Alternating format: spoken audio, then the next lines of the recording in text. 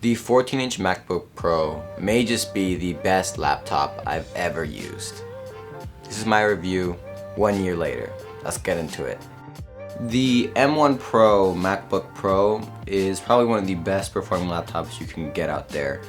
And one thing that really pushes that is the M1 Pro SoC. The M1 Pro SoC is built on Apple's 5nm CPU architecture, and let's just say that it's really fast. It blazes through every task that I throw at it. My model comes with a 10-core CPU and a 14-core GPU, 16 gigabytes of RAM, and a terabyte of storage. Although, if you're not a creator like me, 512 gigabytes of storage will probably be more than enough for most people, unless you're a data hoarder or something like that. But the storage just come in handy as well. The memory is unified, so it's split between the GPU and the CPU, meaning that like the RAM that you use for system tasks is also being used as GPU memory. So if you really need more RAM, I'd say go for 32, even though it's kind of expensive. But yeah, at this current point, no one should ever be worried about the performance on this thing, and it's just really good. I'll put up some Cinebench scores compared to some other laptops in this price range, and you guys can decide for yourself.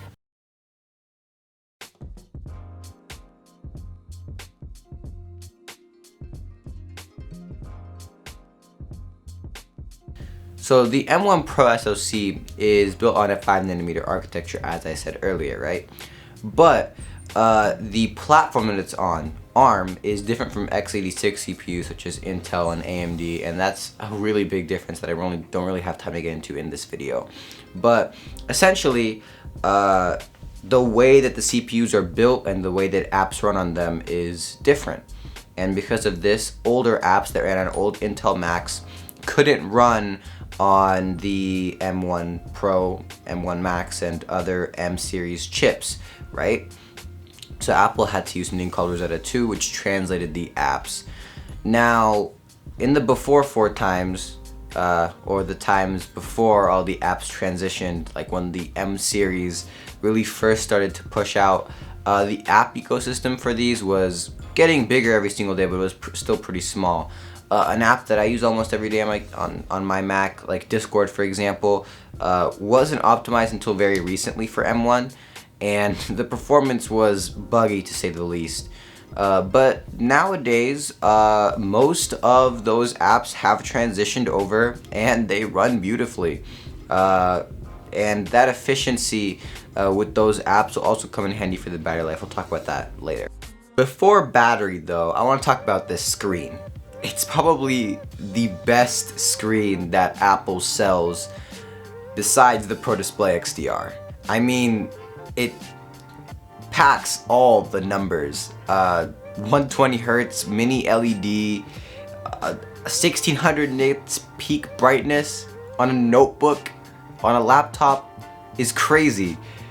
Just this display is a marvel to look at.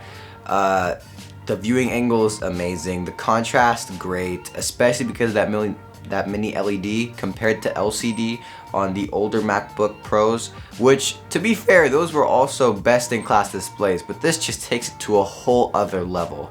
I mean, you cannot really hate on these displays. Well, I mean, Apple could have made some of the best displays in the market, probably the most perfect display, except for the one tarnishing thing that they brought over from the iPhone.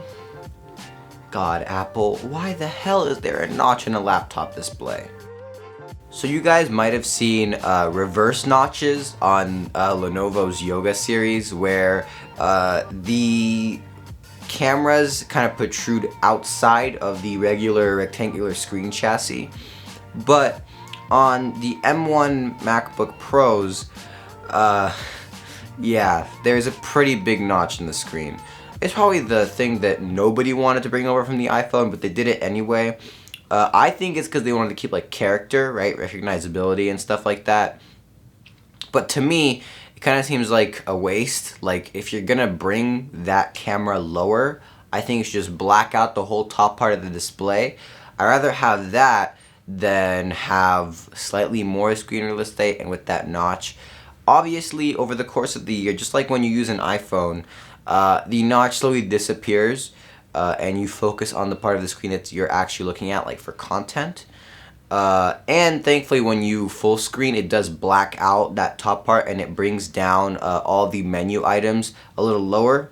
But that's only when you're in full screen. When you're using the Mac regularly, you will probably, or you will, see some menu icons will also probably go under the notch, which you can click under the notch, but you don't really know what you're clicking on, right? So I think the notch is something that they didn't really have to do. They just did it because they could. Now, the battery life. That's probably the reason why I love this laptop so much, and the reason why it stayed my daily driver for this long. It's simply best in class. There's nothing else like it. Well, there probably can be, right? I did review the Surface Laptop 5, which got very close to that mark of the M1 Pro Macbook Pros, but you gotta remember, these laptops are doing it with near desktop class performance. This is unheard of, guys. And they're doing it with amazing efficiency too. It's not like these laptops are burning up and heating up your whole house, right? They stay cool to the touch most of the time. I mean, I'm not doing extremely intensive work, right? So for me, the laptops almost never spin up their fans. Maybe a little, a couple minutes or there when I'm doing a render for a video, but the performance, battery life, the thermals are all just great, and especially that battery life. On the 14-inch MacBook Pro, they claimed, I think about 14 hours they claimed. I mean, it's not quite 14 hours, but I can get a solid 9 to 10 hours of real-world use out of this thing. I can go 2 full days without charging this laptop if I'm using it for simply just web browsing and doing email or stuff like that. The battery life is best in class.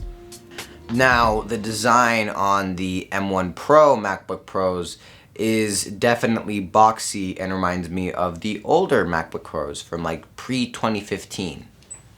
The designs of these laptops also make them feel a little bigger than they actually are, which for me, I like my portability, and it's definitely a trade-off that I'm willing to have in order to get that battery life, performance, and that amazing screen. Simply put, there's no laptop with this combination of excellent screen, excellent battery, excellent performance, while maintaining excellent thermals and having a good quality control. The MacBook Pros from 2021 are still best in class, and I would recommend them to anyone in 2023.